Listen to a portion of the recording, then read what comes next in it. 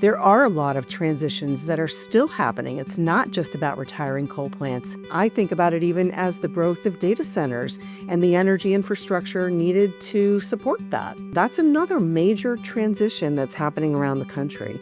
So there are lots of different ways to think about just transition, and what we need to have is a mindset that integrates it in our planning processes and our decision making so that it becomes part of how we do business.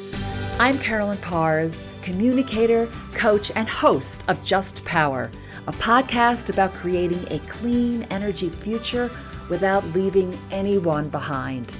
Join me as we explore the technologies, policies, and human stories that can make clean energy not just sustainable for our planet, but accessible for everyone. Closing a coal plant is an extraordinary feat. And today we're continuing our conversation that started with Heidi Binko of the Just Transition Fund on what happens when your town's coal plant shuts down. If you didn't catch that, it's episode number 7 in this season. And we're building on that today with Sandy Nessing, a nationally recognized leader in corporate sustainability and stakeholder engagement. She has spent years in the trenches guiding one of the nation's largest utilities through decarbonization and a just transition. She was named by Sustainability Magazine as the top 100 women in sustainability and also top 100 sustainability professionals. And she's joining me here today at a pivotal moment when regulations are being rolled back and the word equity is being framed as woke. We'll talk about that and what it takes to embed a just transition into the DNA of energy companies and why those bold enough, like her, bold enough to lead now will be the winners in the long run. So welcome, Sandy. Thank you. Happy to be here. So wonderful to see you. Yeah. Let's start with the big question, right? How do you define just transition today? And how has it evolved as an energy system, as our energy system becomes more integrated, more complex, and even urgent? Yeah, so traditionally, just transition is the concept that you're not leaving anyone behind when an industry is making a transition. So it's the socioeconomic impacts of an industry making any kind of transition. And so that's really how I look at it. It's the people. Often that's what gets left behind. And when I think about it from an energy perspective, energy companies, utilities are very, very committed to their customers and their communities, but how they think about a transition is different. It's a little bit different. And so when I think about that, it is all about the people and how do we frame those messages so that they resonate, right? So that we're not using those trigger words today, but we're still talking about the same things. We still want the same things. And how do we advance that? Because it is urgent. There are a lot of transitions that are still happening. It's not just about retiring coal plants. I think about it even as the growth of data centers and the energy infrastructure needed to support that. That's another major transition that's happening around the country. So there are lots of different ways to think about just transition. And what we need to have is a mindset that integrates it in our planning processes and our decision making so that it becomes part of how we do business. Right. And I would say that for equity as well, right? To Absolutely. Have that in the design phase, right from the beginning, because that could change, that can make everything different, right? When let's just say those engineers are designing a new substation, right? To think about where it's going, who it's affecting, and the impacts. Absolutely. Right. I love hearing you say that, especially because you've worked in some of the biggest utilities and did some marvelous work, right, which we'll talk about today. So, which brings me, how did you begin? How did you begin in sustainability? And then particularly with the just transition. But I know that you have a really strong background there. Yeah, my career has taken me in, lots of different directions. Started out as a journalist, moved into public relations and healthcare before joining the utility sector. First at a natural gas company and then at an electric power generator and utility. and really got started with sustainability by talking to people. Literally, that's what I did. I spent the first 6 to 8 months on the job just visiting power plants and talking to people in the field, trying to better understand what was on their minds. What did they see as the pressing issues from the workforce perspective, but also from the plant? What's going on that concerns you outside the fence line and also inside the fence line. And so I spent, like I said, 6 to 8 months doing this and came back with such a wealth of information, but a lot of ideas. And I thought, this is an opportunity. This is a point in time that's a real opportunity for the company to go beyond the traditional annual report, which is what everybody was doing at the time, and dig a little deeper into what really makes the company tick. Why does it make the decisions that it makes? Where does it stand on certain issues? Whether it's workforce safety and health or public policy positions. And those were all the things that people brought up during this tour, of the system. And I brought that back to my boss and to the CEO. And I said, I think this is an opportunity to change the perception of the company from an outside perspective, but also to really begin to be transparent about who we are and what we stand for. And that's really what was the catalyst for it. They supported the idea of producing a sustainability report. Now, mind you, this was 2006, and nobody knew what that meant in the utility sector. It was very early. They were like, oh, yeah, sure, Right. I whatever. didn't even think the word sustainability was being used back then. I know. It was green, right? It Green absolutely, marketing, green. it was Yeah. like tree hugging, right? I mean, really, literally, that's what people looked at sustainability as. When you talked about sustainability, it landed on the environmental manager's desk and nobody knew what to do with it. That's really where we were at that point in time. And, trying to report on things that we had never done before as a company, as an industry. And it was very painful at first, but having the support of the management team, especially the CEO behind you, was imperative. That was the only way that it was going to work. People were very, very, wary, but also very uncomfortable with some of the data that I thought we should be talking about and some of the things that we really needed to be putting out there.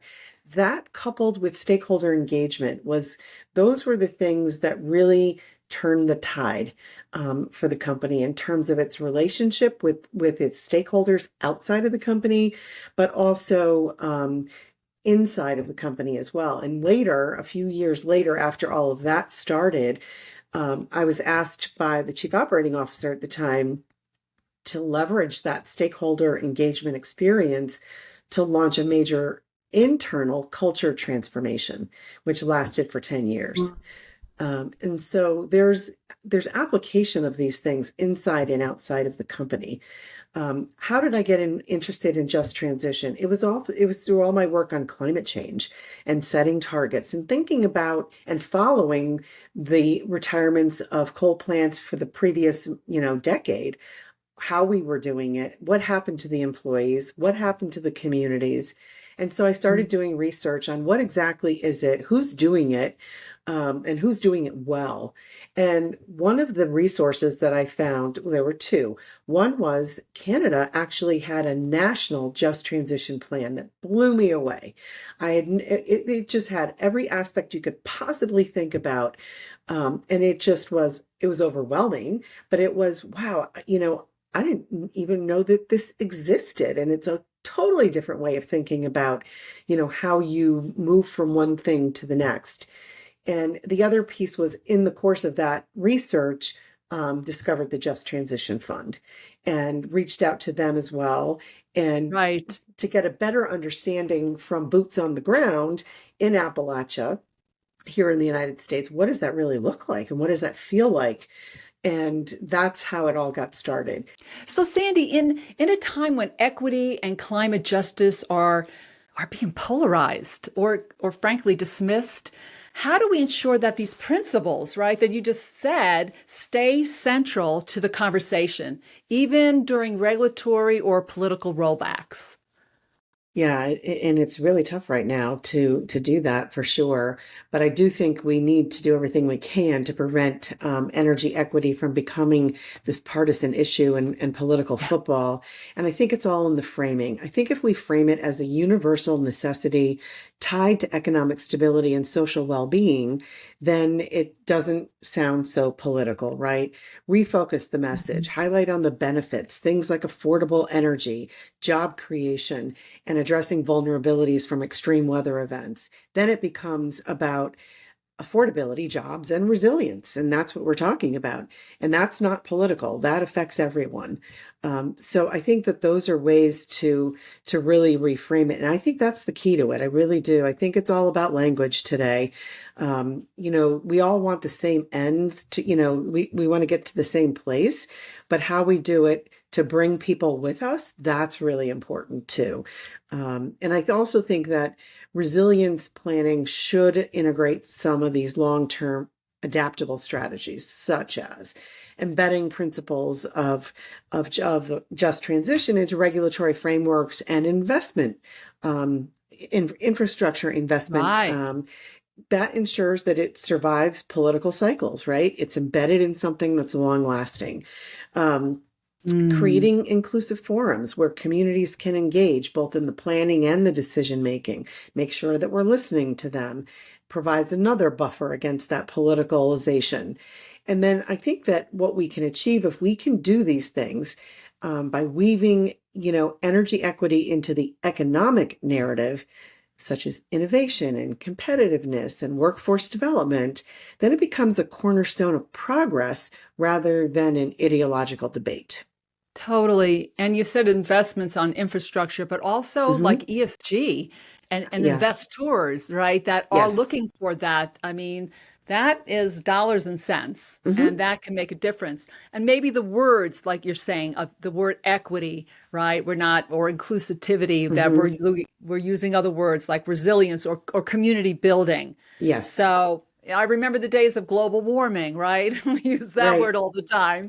So And that that was makes a lot. taboo. You had to go to climate Right, change and right. oh And my then now it's goodness. just climate. Yeah. And then who knows where we're going from here. So that is a really Yeah. good point that language matters, right? Can you share Yes. an example of where you think, this would be beneficial right now, today, Hmm. right? In where we are and those people that are working in the trenches, but might be feeling it's slipping away. Yeah, exactly. And I'm going to go back to the energy sector and data center growth because both of those are Okay. growing exponentially. Right. And I think it's a great example, right? Energy demand is at an unprecedented high. We're seeing double digit, increases in demand year over year. And because of data center growth, which is really a key driver in the digital economy, right? So data centers require enormous resources, energy resources, um, and communities have to provide enormous resources in the way of infrastructure, like roads and public services, like sewer and water and those kinds of things.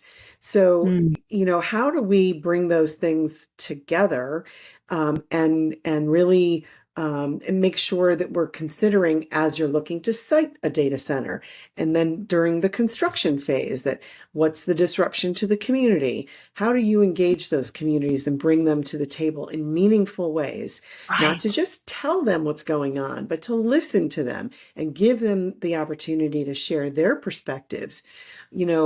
I have always believed in stakeholder engagement as being foundational, because once you engage with someone and you get to know them or just even meet them, the relationship changes. It's not the same.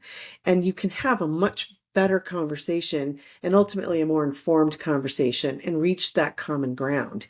And so I think that those are some of the things that, that's a really good example of where today we're at an incredible pivot point and a really tremendous opportunity. If we do this right, we can, because data centers don't bring a lot of jobs, right? They don't. Right. But they bring a lot of tax revenue to communities, right? but they also tax those infrastructure systems.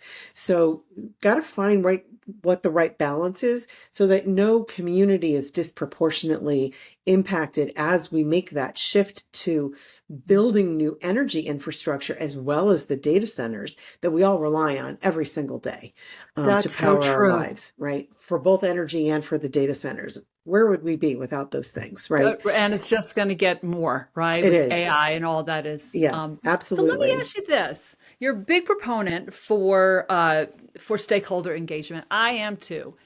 But sometimes we hear the voices of environmentalists that want to let's move forward. I mean, we have to decarb tomorrow, and the stakeholder process could Yeah. add time, right? Mhm. And there's this kind of like there's the social aspect and the environmental aspect. What would you say to someone like that, that is pressing forward and says we don't have enough time to do all of that? Right. Again, it goes back to having those conversations, those meaningful conversations and listening to each other. I think that's really important. Mm. I went through this for years with environmental groups and coal mining companies. That was probably one of the most interesting stakeholder meetings that I ever put together was bringing, environmental groups like Sierra Club and NRDC and EDF to the table with the owners of the coal mining companies. And, it was an opportunity for them to listen to each other. When they came in the night before for a welcome dinner, Right. everybody went to their separate corners, right? They were just like not going to talk to them. Next morning, they came in and they're talking and laughing. Well, they had a drink at the bar and got to know each other a little bit. And so while they still had their, very passionate positions on things, they at least listened to each other. And it just opened up a dialogue that otherwise would not have happened. Somebody has to be that catalyst to bring, and that convener to bring people to the table. That's what's so important. That's where I'm Well, passionate about is just you yeah. bring people together and you'll figure it out. So, so important. So even those that might oppose it or have some worries about it need to be sat down at the table to Absolutely. discuss this, right? It's like Absolutely. all of us together figuring it out, right? I love that. And I love that you're so passionate about it. So with that, I'm going to go. Now we talked about like the future. What Hmm. about the past? Like coal plants have been closed 10 years ago, 15 years ago, Yep. more, right? And are they forgotten? Those laws, those just transition laws or mechanisms were not in place during that time. So, in your view, what responsibility or perhaps even opportunity do you see Hmm. utilities might have to revisit those communities and sites? I think there are opportunities for communities from a couple of different perspectives. Number one, healthy communities make for good business, right? Because if a community is healthy, the business is healthy, and that's really important when you think about it that way. That's just one aspect of it. When I think about it today, how do we take the lessons of the past and how do we change things? And can we go back to those communities that where we closed plants? And have they recovered from that? And I would say that probably in a lot of cases, the answer is no, they have not Right. recovered from that. And, but what's happening now, and this kind of, it brings in some of the regulation that's in place right now. There is a federal rule around coal ash residuals, coal combustion residuals. So coal ash, basically, that requires utilities to go back to those legacy sites, which is what they are, the ones that were closed even decades ago, and remediate those sites. Hmm. And so utilities right now, until those regulations are rolled back, that's the path that, that they're following. They have to comply with the law because it is a law. It is a regulation that's on the books right now. And I see that as as a real opportunity because um, there's a lot of energy equity, environmental justice issues. Typically, when these plants were in operation, they're in rural parts of the country. Sometimes they're in disadvantaged communities. They're in, poorer parts of the country. Um, but what if you were to, as you're remediating, as you're putting your plan together for that remediation, what might you think about in terms of redevelopment, whether it is, for an industrial park, or maybe it's, can you reforest? Can you something, but get it into the planning and thinking about Hmm. it on the front end of that process Okay. Yeah. versus in the middle or at the end. And I think that's where, the opportunity is, to go back in time, if you will, to revisit some of those plant retirements, and look at where regulations are today, forcing companies, utilities to go back, or owners of those sites to go back and clean up those sites. Are Um, there laws or, stipulations in place right now for those legacy sites, or no, not really? no, many of them, when they were closed, was before all these regulations even Okay. existed. There are some that are 50 years old that are, I Wow. mean, there are still coal ash impoundments out there. And, there are some where there are neighborhoods that have sprung up around them, and people may not even realize that they're living adjacent to something that has hazardous Mm. material in it. It's suffered ecological degradation, but it is something that can be revitalized if it's done, in a thoughtful way and in conjunction with the community. It doesn't mean that it's a cheap, or easy fix, because coal ash remediation is going to be extraordinarily expensive for the utility sector, or anyone who's owned those power plants. So it's not just Mm. utilities, it's the generators. That's going to be really, really expensive. But what can you do that's the right thing? Is groundwater compromised or contaminated?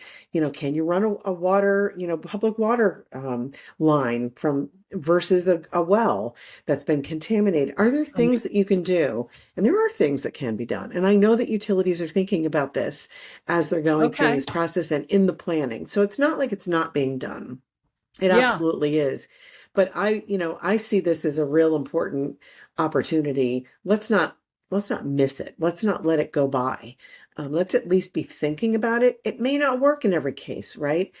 But let's think about it and explore what's possible.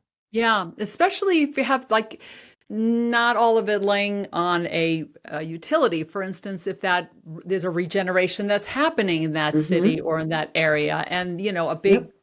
a big company comes in like a Google or Mm-hmm. a Facebook that wants to do a data center, then it becomes, right, it becomes an economic opportunity for And we've seen everyone. former mine lands being, reclaimed. And, I've seen it where there was an airport put on the top of a mountain that was part of mountaintop mining in Kentucky. I've Ah, seen a Walmart, things that communities didn't have but needed. Using that reclaimed mine land, the communities got benefits out of that. It wasn't just growing prairie grass, for example. That's nice, okay. but they've got industrial parks and they got things that they needed. And so there are those opportunities. And that's a way, that's something that the energy sector can look at and say, we can do it. And let's see where it makes the most sense. Yeah, I think they need to call you on this, right, Sandy? You could become the go-to on this. There's a lot of great ideas you have and all your experience, right, in the past. Okay, I'm just thinking, there's a lot of abandoned sites. Yeah. Which brings me to this, like, so if you could go back, right, Hmm. to a coal plant closure that you've worked on, right, and what would you do differently? What lessons did you learn, and what worked that you can still act on? So, like, what worked and what didn't work, and what would you do differently? Wow. What one thing I would do differently, and it's really not differently so much as do it better, was really um, help the community understand that we weren't there to tell them what to do. There's a lot Mm. of suspicion at first that the company was coming in to tell them what to do, and was hiring this consultant, which was the Just Transition Fund, to help them do it. And they felt like, you can't tell us what to do. And it took them a while to get over that and understand that that was not the case. So I think it's not what we could have done differently so much as do better, and that's the communication on the front end. You know, what would I do? What was successful? I think that partnering with the Just Transition Fund was the best thing we could have done. And the Okay. reason is because they came in as a third party neutral convener. They didn't come in with an agenda, and we got to be part of Mm. the process, not lead the process. And that, I think, was the best thing that we did. And that may or Yes. may not be possible every single time, but I would advocate for get somebody who's neutral and a third party who's trusted and credible too, to come in and help with that process, because the last thing you want is to be leading it yourself, because then it just looks very self-serving. Right. And there's a Right. trust issue that Okay. comes with that. Yes, I'm glad you brought up trust because that's been, in my experience with working with utilities and others, that building that trust, right, in an ongoing Mhm. way is so important, which you've been talking about through, Yep. dialogue and community engagement. But then sometimes a rate case or Yeah. something happens that could erode it. Or Hmm. like, is there a process that process or pointers that you'd be able to share that could help with that, knowing that you're sometimes going to disagree, Hmm. right? And not to erode, the all the inroads, you've made in goodwill along the way. Uh, And I think you just any say thoughts on that, that? and I've run into that multiple times. And you just be very candid and honest. Look, we're going to disagree on this, but that doesn't mean that we can't work on anything. It just means that on this point, we're going to disagree. Maybe we can find some common ground, but you have to own that, right? And you have to be candid and honest about that. Because I've run into that with NGOs where they wanted the company to support something, and it was not appropriate for the company to take a stand on that particular issue. And I had to Okay. explain that to them. And I said, and at the time I was like, I'm worried about the relationship. And they're like, no, we work on a lot of different things together. It's okay. And that was a lesson for me, that it's okay to part ways on certain things, but you can work together on other things. And, Okay. the I love Sierra this. Club. It's transparency and just being real Absolutely. about what's happening. Absolutely. Yep, Yeah. absolutely. That is really, really important. Okay. What would you say to whether it's a utility or just an energy company of another sort that is starting on this whole road, right? Maybe to Hmm. equity and even just transition.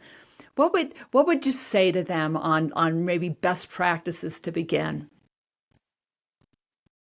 I think from a process perspective, for us and for me, it was about the data collection that we needed. That was one of the most important things to understand. Data in terms of how many employees, what level are they, what's their position, what's their salary range, not by people, but by position, right? So you understand the economics of it. I think that was really, a Mm. really critical factor. We actually did an economic impact analysis to understand what is the actual economic impact of a coal plant retirement. And that had never been done before Wow. with all of the previous retirements. So we learned that if you took an average plant on that system, that it was around 159, 160 million a year in direct, indirect, and induced economic activity. So you're talking, it's like throwing a pebble in a pond and watching the ripples, just kind of flow outward. And that's really what it was. And so it really makes you think about, okay, it's not just the employees, it's not just inside the fence line in the plant, but it's perhaps the supply chain that has sprung up around it. It's the service businesses like the restaurants and the hotels and other services that have sprung up to support that whole ecosystem. And so, really thinking through that. So the data is really important. So it's about the workforce, Right. but it's also about the taxes that you pay. How much, how much is really at stake here? One of the things that we learned was it's not the whole ball of wax, because the plant may be retiring, but the transmission is going to remain in place. So Right. that you can subtract because you're still going to get that tax revenue. So understanding that information The demographics, understanding the demographics of the communities that are impacted. Are these environmental justice sites? Are there other concerns? Are there things like, if you're going out to do, meetings, do you need bilingual materials? Those kinds of things. So it's logistics, it's data. Those are really critical for a community to really understand what the impact is and then develop a plan.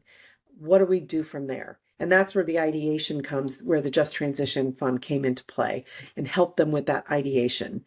And the company actually was very much a part of that process and actually set some goals that were business goals already, but things that would support that transition for those two communities. Those two communities that were impacted, $159 million a year. And combined, there were only 50,000 people in both of those communities.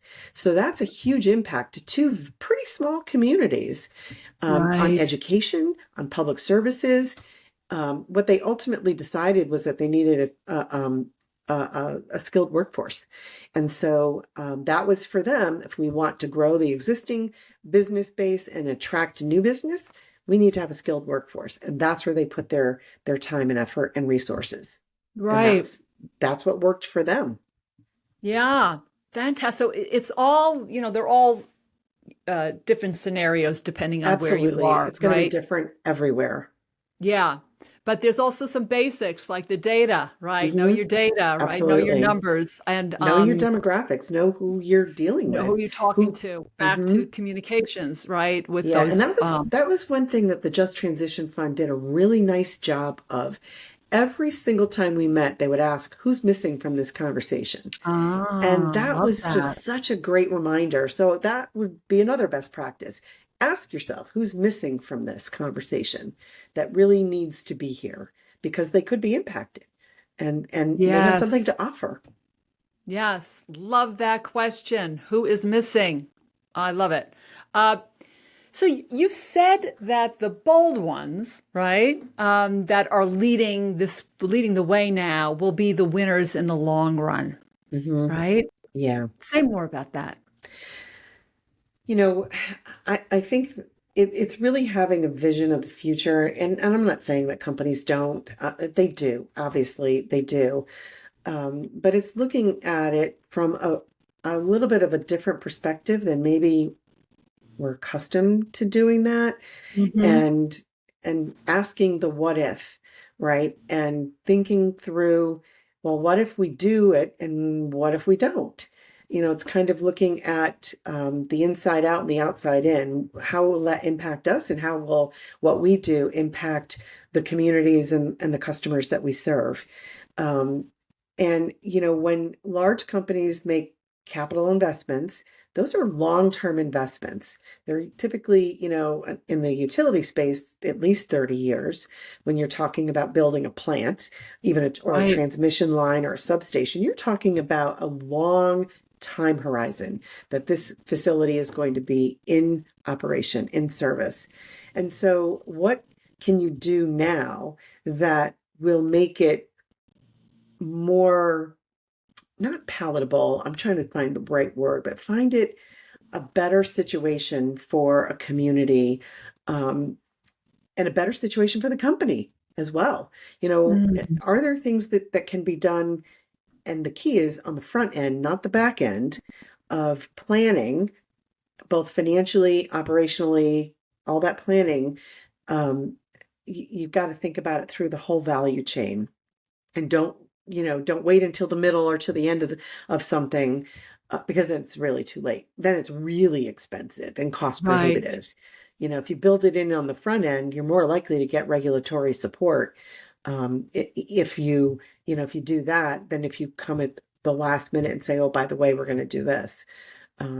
Because then at the front end, you can make the business case, you can make the case for the value for the customer and the community. And that's where, when you're talking about the benefits to the customer, particularly from a financial and affordability perspective, that's what regulators care about. That's their fiduciary responsibility. Right. Love it. I love your thoughtful answers, Sandy. You know that it really shows your wisdom, right, and your expertise through the years have baked Thank you. into what you're doing. So, in closing, you've spent decades, right, working in this Mhm. space where progress can be slow sometimes, especially in the utility space or even politically fraught. What sustains you personally through inevitable setbacks? I believe, um, I believe that we can all make a difference. I believe that I can make a difference. And so to me, that is what really keeps me going. I get really excited about this work because it can change lives and it can have really positive impacts that are long lasting. And that is what gets me so excited.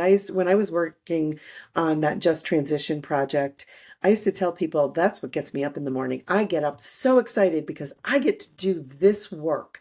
And All that's what right. it's the passion for it and the belief in stakeholder engagement as, something that is foundational and can actually really benefit, not just benefit business, but have positive benefits for everyone involved in some way. It just changes relationships and conversations and who's your ally and it changes everything, and that is what keeps me going because I just believe in it so passionately. Yes. Yes, it actually gets you up in the morning, right? Hmm. Springs you out of bed. So Yep. any words of wisdom for those maybe young ones or people who've been around a while that are in the throes of it all right now? What would you Yeah, say? I would say don't lose faith. This too shall pass. These political cycles, things will settle down. The work doesn't stop. The need for it doesn't stop. And again, we're just reframing it so that it doesn't become a trigger. When you talk about, affordable access and jobs, and you talk about economic development, those things really resonate with people because those are pocketbook issues, right? And those Right. make a difference. So if you can frame it that way, but don't lose hope, don't lose faith in this. The sustainability profession is undergoing an evolution. It's overdue, and that's okay. That's okay. It's like industries going through transition, right? Sustainability profession going through a transition. Stick with it. Don't give up, because there's a lot of important work yet to be done. Right. And the new leaders out there that will be leading the way in this next round, this next Yes. phase. So, how can people learn more about you, and your work? Oh my. So I've just struck out on my own, which is really a little scary, but also Woo! very exciting. Um, and probably the best way to connect with me is on LinkedIn. I'm there. I have a very good presence there, and I invite anybody to join to connect with me there. And I'd love to talk about it. Yes, yes, we'll have that in the show notes as well as um, I would say your portfolio that has case studies, Yeah. right? Which I got to take a look at. What is so great about this is that it shows the actual situation and what you did, Hmm. right? And how you made Yes. a difference. I loved reading it because there's a lot of innovation in there, right? I could see it and things that you did that could change the whole thing, right? Could move Oh, something in a positive direction versus getting into more lawsuits or what have you. So it's right. really well thought out. Thank So you. I encourage people to check that out in our show notes. And thank you for joining us here today. And if you My enjoyed this pleasure. show, right, we'd love to hear your view. Thank you, Sandy. You're a you're a real whiz, right, in this work, and your wisdom makes all the difference. I'd like to know from our followers here, what do you think energy companies' responsibility is in a plant closure? Right? Maybe it's some of the ideas that Sandy shared here, but maybe some other things that you might chime in. And so please you can go to Spotify, Apple, YouTube, wherever you listen to your podcast, and go ahead and put it in the comments. We'd love to hear about that. So, because at the end of the day, you know that we are all in this together. Thank you for joining us. If you enjoyed this episode, make sure you subscribe to Just Power wherever you get your podcasts. And if you really loved it, leave us a review and tell everyone you know about our podcast. It's going to take all of us to create a clean energy future that leaves no one behind.